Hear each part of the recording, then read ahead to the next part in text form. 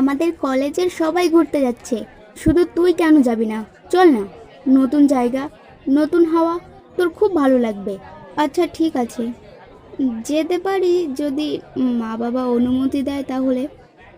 আবার মা বাবা যদি শোনে সৌরভনগরে যাচ্ছি, তবে তো যেতেই দেবে না। সৌরভনগরে আবার এমন কি আছে যে তোরা ওখান থেকে চলে এসে এখানে বসবাস করছিস? জানি না এমন কি আছে ওখানে, কোনোদিন মা বাবার কাছে জিজ্ঞাসা করিনি, তাই মা বাবা কোনোদিন আমায় বলেও নি। হ্যাঁ তো ঠিক আছে, আজ বাড়িতে গিয়ে তুই তোর মা বাবার কাছে জিজ্ঞাসা করিস কেন সৌরভনগর থেকে চলে এসেছিলিস, আর যেতেও দেয় না তোকে কোনোদিন। কি বলছিস কি তুই? সৌরভনগর? না না, ওখানে যেতে হবে না। ঘুরতে যাওয়ার জন্য অনেক জায়গা পড়ে আছে, যে জায়গা থেকে আমরা পালিয়ে এত বছর লুকিয়ে আছি, তুই সেখানে যাবার কথা বলছিস? না না, কিছুতেই যাবি না ওখানে তুই। কিন্তু কেন মা, ওখানে এমন কি আছে? এমন কোন অতীতের থেকে পালিয়ে বেড়াচ্ছি আমরা? সৌরভনগরে ঘটে যাওয়া এমন কিছু ঘটনা আছে যেগুলো আমি তোকে বলতে পারবো না। শুধু এইটুকু শুনে রাখ, ওখানে তোর প্রাণ সংশয় আছে, তুই কিছুতেই ওখানে যেতে পারবি না, কিছুতেই না। ঠিক আছে, তোমাদের সিদ্ধান্তের বিরুদ্ধে যাব না, কিন্তু ছোট মুখে বড় কথা। সমস্যা যতই জটিল বা ভয়ানক হোক না কেন, সমস্যা থেকে পালানোটা সমস্যার সমাধান হয় না কখনোই মা।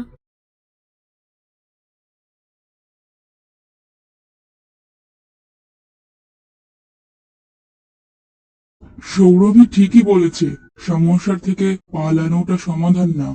আজ নয়তো কাল সৌরভী নিজের অস্তিত্বের বিষয়ে ঠিকই জেনে যাবে।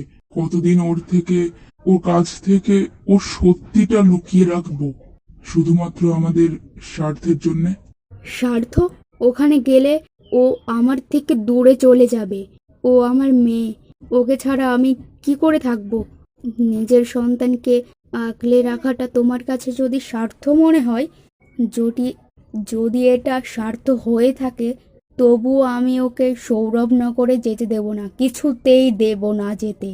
তুমি যেটা করছো সেটাও ঠিক, কিন্তু বোঝার চেষ্টা করো, ও আর কতদিন এভাবে সাধারণ জীবন কাটাবে? কলেজ থেকে ওখানে নিয়ে যাওয়া, সৌরভীর মনে সৌরভনগরে যাওয়ার ইচ্ছা জেগে ওঠা, এটা নিশ্চয়ই কাকতালীয় ব্যাপার নয়। সময় এসে গেছে ওকে ও সত্যিটা জানার। আমরা তো বলতে পারবো না, সেজন্য ওকে ওখানে যেতে দাও। ও নিজেই বুঝে যাবে, ও নিজেই জেনে যাবে।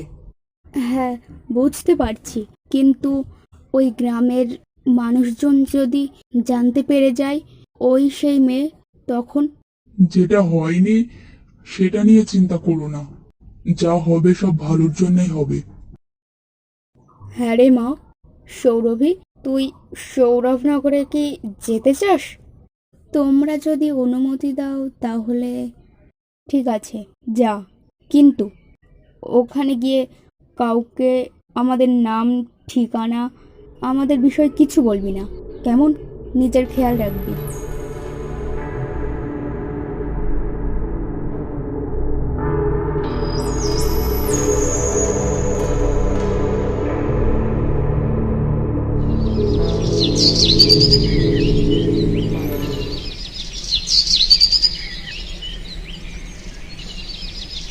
আরে বাহ, ওয়াও, কত বড় নদী! এই সৌরভী, চল না, চল না, নদী থেকে স্নান করে আসি।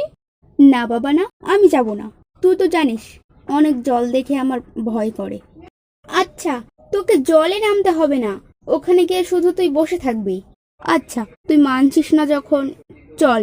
কিন্তু আমি কিন্তু জলে নামবো না, আমি ধারে বসে থাকবো।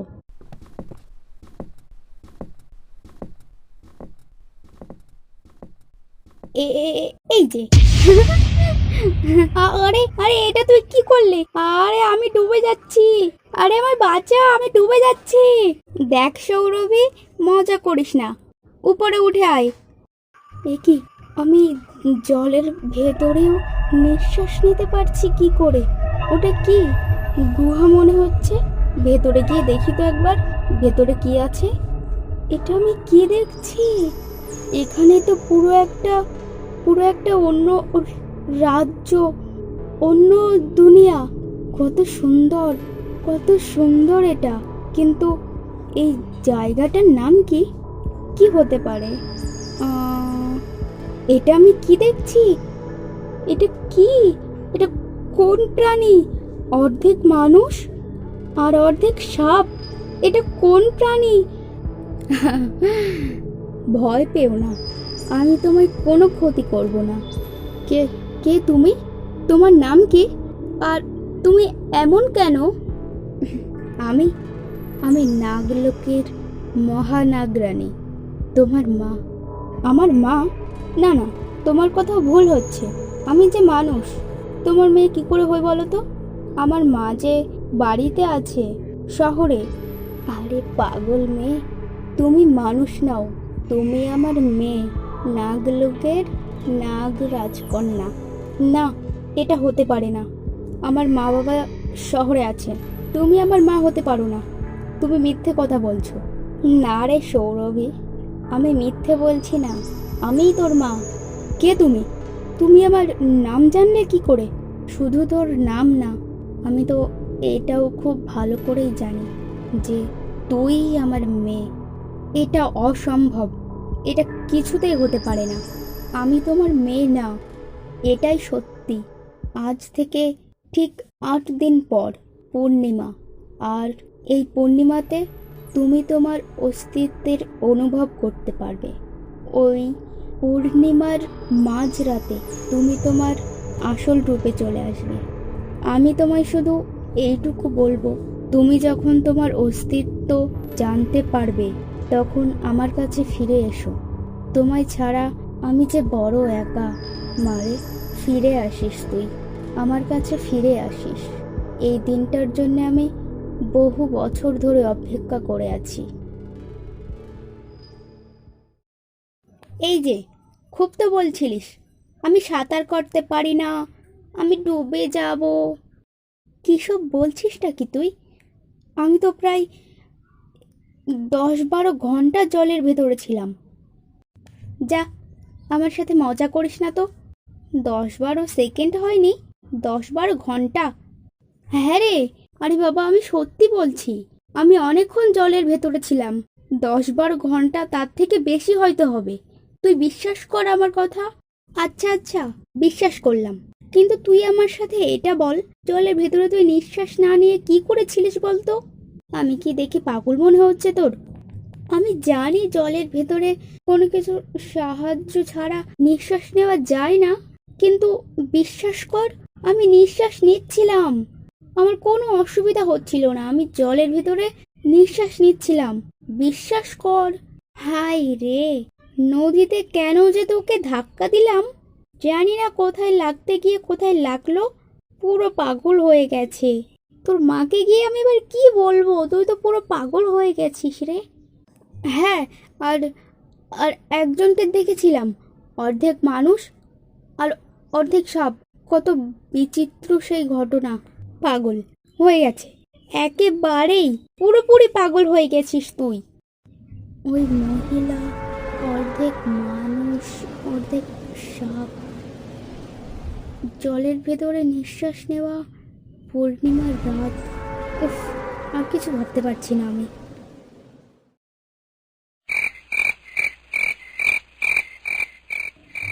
মা, আমার সাথে সৌরভনগরে না একটা অদ্ভুত ঘটনা ঘটেছে। শোনো তবে কি হয়েছিল।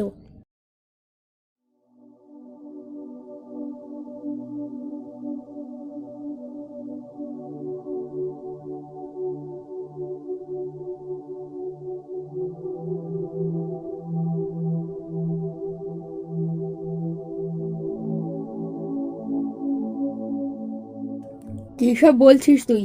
পাগল হয়ে গেছিস নাকি? এমন কোনো প্রাণী আছে নাকি এই পৃথিবীতে? কি রে সৌরভী, এত কি ভাবছিস? সৌরভনগরে কোনো অসুবিধা হয়নি তো? হ্যাঁ হ্যাঁ, না না, কোনো অসুবিধা হয়নি। আচ্ছা, তুই গিয়ে বিশ্রাম কর, অনেক দূর থেকে এসেছিস, অনেক কষ্ট হয়ে গেছে মনে হয়। যা গিয়ে বিশ্রাম করে নে।